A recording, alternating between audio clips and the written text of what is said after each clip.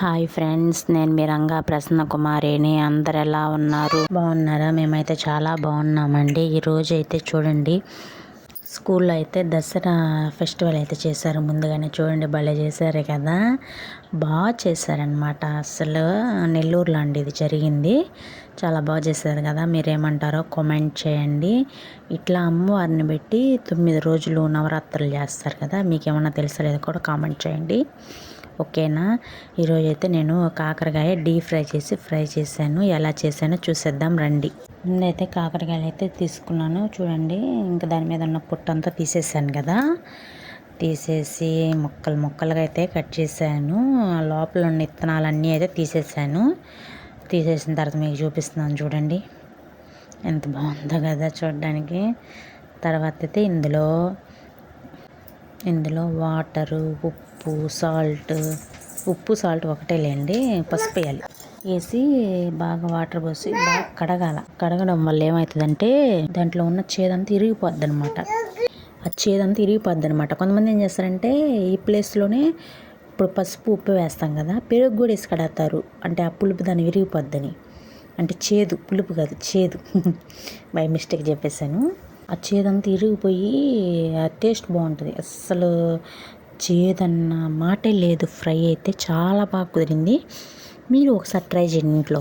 Try చేసి ఎలా వచ్చిందో కామెంట్ చేయండి, ఓకేనా.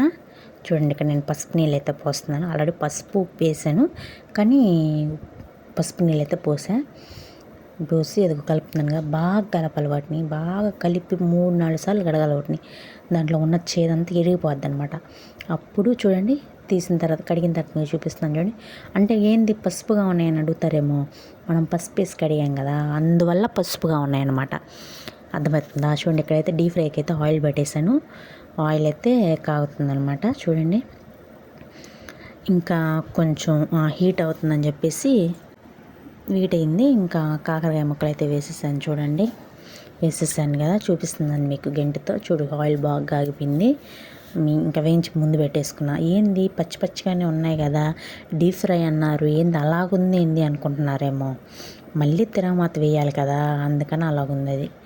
మళ్ళీ అయితే తిరగమాత అయితే వేసేసాను చూడండి.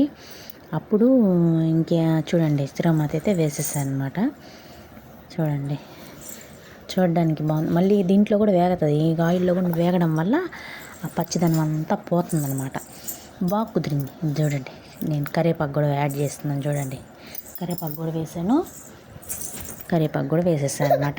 ఇది ఇంట్లో చేసిన పొడిను, ఇంకా అదైతే వేసేసాను. బాగా కలిపాను చూడండి. ఇక్కడ పచ్చిగా ఇక్కడ చూడండి, బాగా వేగిపోయాయి చూడండి. బాగా వేగిపోయాయి అన్నమాట. బాగా వేగాయి.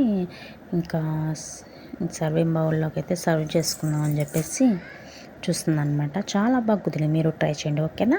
బాయ్.